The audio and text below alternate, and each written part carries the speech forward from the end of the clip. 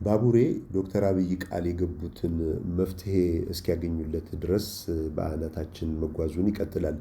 መስቀል አደባባይ ተሻግረን ለአጭር ርቀት ብቻ የነበሩት ህንፃዎች እንዳሉ ሆነው እናገኛቸዋለን። ከፊት ያለው ቀደምት ዘመናዊ ህንፃ ከ60 ዓመት አገልግሎት በኋላ የተዘጋው ምናልባት በኢትዮጵያ የመጀመሪያው የቻይና ሬስቶራንት የነበረበት ነው። የቻይና ምግብ ሞክራችሁ የማታውቁ ሰዎች ብትሞክሩት መልካም ነው። ከሱ ቀጥሎ ጊዮን ሆቴልን ጋርዶ የተሰራው የዓላሙዲ ናኒ ህንፃ አለ። በጊዜው እንደ ብርቅ አይተነዋል። ናኒ ህንፃ 22 ወለል ያለው ሲሆን በኢትዮጵያ ሶስተኛ በአፍሪካ 145ኛ ትልቁ ህንፃ እንደሆነ ይነገርለታል። ከዚያ በኋላ የንግድ ባንክ አዲስ ፎቅ ባለበት በኩል ያሉት ህንፃዎች እንዳሉ ሲሆን በፊት ለፊት ግን ያሉት በወንዝ ልማትና በኮሪደር ልማት ሙሉ በሙሉ ፈርሷል። የአድቬንቲስት ህንፃና አንድ ሌላ ህንፃ ሲቀሩ ስራው አልቆ አጥሩ ሲፈርስ ውበቱ ይገለጣል። አድቬንቲስት አጥር ጽዱ ውስጥ ተደብቃ ያለች አንድ ትንሽ እንግሊዝኛ መጽሐፍት የሚሸጡባት መጽሐፍ ቤት ነበረች። አንባቢ የሆነ ያልጎበኛት ሰው ያለ አይመስለኝም። ከጎናችን ያለው የንግድ ባንክ ህንፃ 7 ዓመትና $300 ሚሊዮን ወስዶ በ2015 ነበር የተጠናቀቀ። 203 ሜትር ከፍታ ያለው ህንፃ 53 ወለሎች ያሉት ሲሆን በኢትዮጵያ አንደኛ፣ በአፍሪካ አምስተኛና በዓለም ደግሞ 1836ኛ ትልቁ ፎቅ እንደሆነ ይነገራል። ዓለም አቀፍ ሼፍ ማርከስ ሳሙኤልሰን የከፈተው ሬስቶራንት አንዱ ተከራይ ነው። ለአንድ ሰው 5000 ብር በአማካኝ ይዛችሁ ጎራ በሉና ተደሰቱ። የአባ ጽጌ ልጅ የሆነው ካሳሁን ስዊድናውያን ጥንዶች በጉዲፈቻ ሊያሳድጉ ከትልቅ እህቱ ጋር ከወሰዱት በኋላ ስሙንም ሕይወቱንም ዓለምንም የለወጠ ብዙ ሬስቶራንቶችን የከፈተ መጽሐፍት የጻፈና የቴሌቪዥን ሾዎች ያሉት ሼፍ ነው። በርካታ ሽልማቶችን አሸንፏል። ከሞዴል ማያ ወይም ጌጤ ጋር አሜሪካ ከተዋወቁ በኋላ ለሰርጋቸው አዲስ አበባ መጥተው ነበር። ሞዴል ማያ ደግሞ ለሰይፉ ኦን ኢቢኤስ ሾው መፈጠር ምክንያት ነበረች።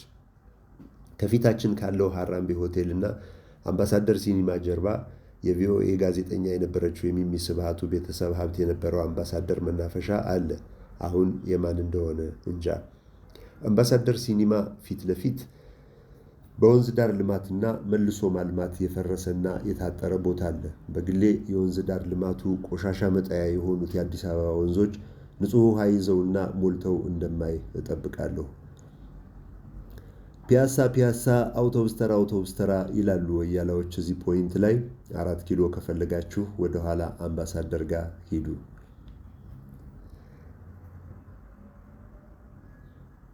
ይቺ አካባቢ አንደኛው ወደ ፒያሳ ወደ ቸርችል ጎዳና፣ ሌላኛው ደግሞ ወደ ጥቁር አንበሳ ወይም ተመልሶ ወደ ብሔራዊ የሚሄዱባት መንገድ ስለሆነች ሁል ጊዜ ትንሽም ቢሆን ጨነቅነቅ ብላ የምትታይ መንገድ ናት። የጊዮን ሆቴልን መስመር ብዙ ጊዜ ቅዳሜ ጠዋት እስከ 6 ሰዓት አካባቢ ባለው ሰዓት አለመሞከር ይሻላል። የመስቀል አደባባይ መስመር ከለገሃር ይዞ ወደ መስቀል አደባባይ የሚወስዱ መንገዶች ከፍተኛ መጨናነቅ ያለባቸው ሲሆኑ በተለይ ከጊዮን ሆቴል ወደ መስቀል አደባባይ ለመሻገር በሚደረገው ሙከራ 3 መኪና አያልፍም፣ መብራት ተመልሶ ወደ ቀይ ሲቀይር እና አንዳንዴ ካሰቡት ሰዓት በላይ እስከ 1 ሰዓትም ሊቆም የሚቻልበት መስመር ነው። መፍትሄው ምን እንደሆነ አይታወቅም። እዚህ አካባቢ ያሉ ድሮም የነበሩ ህንፃዎች ያኔም የነበሩ አገልግሎቶችና ቢዝነሶች እንደተቀመጡ እናገኛቸዋለን። ካፌ፣ መድኃኒት ቤት ወዘተ። እንግዲህ ዌልካም ቱ ቸርችል ጎዳና። እዚህ ጋር እኛ ወደ ቸርችል ጎዳና ገብተን ወደ ፒያሳ መንገዳችንን ይቀጥላል። ይሄ መንገድ ውበቱ እና እይታው ተገልጾለት የሚታይ መንገድ ነው። ከታች ከለገሃር ጀምሮ እስከ ላይ እስከ ማዘጋጃ ድረስ ቦግ ብሎ ይታያል። አሁን የገባንበት መንገድ ከፖስታ ቤት ጀምሮ ሰፊ የእግረኛ መንገድና የሳይክል መስመር አለው። ፖስታ ቤት ጋር ከፊት ያለችው ትንሽ የመስታወት ህንፃ ዛሬ ዘመናዊ ካፌና ሬስቶራንት ሆናለች። እዚህ አካባቢ በግራ በኩል በኢሚግሬሽን ጀርባ ያለው የጎላ ሚካኤል ሰፈር እንደ ጊዜው ከሆነ እስካሁን ፈርሷል። ሰርተው የሚኖሩ ሰዎች ቢሆኑም ቀደም ባለ ዓመት እንዳየሁት በተለይ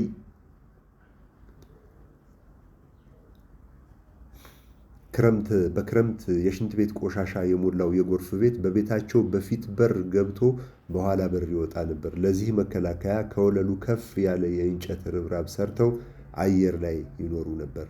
ጥቁር አንበሳና ሊሴ ትምህርት ቤት ከፊታችን የምናያቸው በቀኝ በኩል አጥራቸውን ገብረው ከርቀት የሚታየን ሰፊ ቦታ ተፈጥሯል። ጽዱ ውብና ሰፊ የሆነ እይታ ከአዳዲሶቹ ህንፃዎች ጋር የእኛን ሀገር የማይመስል ገጽታ ፈጥሯል። ይሄ የእግረኛ መንገድ አልፎ አልፎ መቀመጫ ወንበር ሁሉ ተተክለውበት ፀሐይ ያልፈራ ተቀምጦ እንግዲህ ወይ ያርፋል ወይ ይዝናናል ማለት ነው።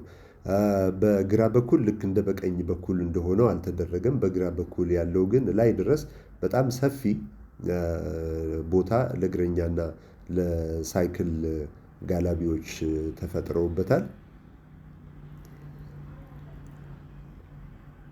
ከፊት ለፊት ደግሞ ከጥቁር አንበሳ አጥር ስር የነበሩ ጊፍት ሾፖች ነበሩ። በፊት የሀበሻ ልብሶችና ቅርሳ ቅርሶች ይሄ ቱሪስት የሚፈልጋቸው የባህላዊ የሆኑ ነገሮች የሚሸጡባቸው ሱቆች ነበሩ። እነርሱ እንደሚታየው ሙሉ በሙሉ ፈርሰዋል። ከፊት ለፊት የሆነች አነስተኛ ቤት አለች። ከዚህ ትንሽ ከፍ ብለን ስንሄድ እንግዲህ የጎላ ሚካኤል ጎረቤት የሆኑ ደከምከም ያሉ ቤቶች እንዳያለ ቦታቸው ቁጭ ያሉ ነበሩ። እንግዲህ እነርሱ የት እንደገቡ አይታወቁም። ቤቶቹ ግን ፈርሰው ቦታው እንደታጠረ እናያለን። በቀኝ በኩል በግራ በኩል ከዚህ ከፍ ብሎ የምናያቸው ማለት ነው። እንግዲህ ነዋሪዎቹ ይሄ ከዚህ ጋር የምናየው ወደ ላይ ቴዎድሮስ አደባባይ ልንደርስ ስንል እዛ ከፊታችን ያለው ፎቅ እስከምንደርስ ድረስ ማለት ነው። ከፊት ለፊት ያሉ አደባባይ ላይ እንግዲህ ድሮም እንደምናውቀው ቴዎድሮስ አደባባይ ነው። የቴዎድሮስ አደባባይ ላይ ትልቁ የሴባስቶፖል መድፍ ሀውልት ተቀምጦ አለ። የሆነ ጊዜ ለእድሳት ተነስቶ ሊጣል ነው ተብሎ ብዙ ድንጋጤ ነበረ። ግን አካባቢው ታድሶ ተመልሶ ተቀምጦ አለ። በሱ ፊት ለፊት በቀኝ በኩል ደግሞ ሰይጣን ቤት ወይም የመጀመሪያው የኢትዮጵያ ሲኒማ ቤት አለ። በሱ በኩል አዳዲስ እየተሰሩ ያሉ ህንፃዎች ነበሩ። ጥቂት አሮጌ ቤቶች ነበሩ። ይፍረሱ አይፍረሱ፣ ቅርስ ናቸው ቅርስ አይደሉም የሚል ትንሽ እሰጥ አገባ ነበረ በጊዜው። ለማንኛውም የፈረሱ ፈርሰው የቀሩ ቀርተው አዳዲስ ግንባታዎች እየተካሄዱ ነው። ዋናው ቸርችል ጎዳና በአዳዲስ ህንፃዎች ጨቅ ብሎ ነው የሚታየው። እንግዲህ ከታች እስከ ላይ ድረስ ከፊት ለፊት መዘጋጃ ህንፃ ነው የሚታየው። እንግዲህ እኛ የምናየው ከዚህ ተሻግረን ከኤሊያና ሞል መብራቱን ከተሻገርን በኋላ የምናገኘው መዘጋጃ ነው። ከሱ መዘጋጃ ላይ እንግዲህ ድሮ ፊት ለፊት የሚታየው መዘጋጃ ቤቱና የሰዓቱ ታወር ነበረ። ሰዓቱ ይስራም አይስራም ባናውቅም ግን እንግዲህ የአርኪቴክቸራል ዲዛይኑ አካል ሆኖ የውበቱም አካል ይመስለኛል የመዘጋጃ።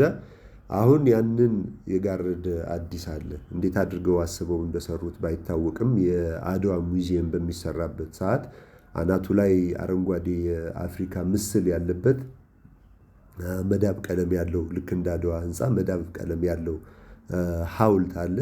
ይሄ ሀውልት የመዘጋጃ ቤቱን ዋነኛ ውበት ያጠፋ ይመስለኛል። እና የሆነ ቀን ላይ ልክ የቦብ ማርሊ ሀውልት እንደፈረሰ ይሄኛውም መፍረሱ የሚቀር አይመስለኝም። እኔ ቢነሳ ባይ ነኝ። ውበቱም ያን ያክል መስጦ አይታየኝም። ከዛ ላይ የመዘጋጃ ቪው ላይ የተበላሸ ገጽታ ፈጥሯል። ከዛ በተረፈ ግን እንግዲህ ይሄኛውን ጉዟችንን ጨርሰናል።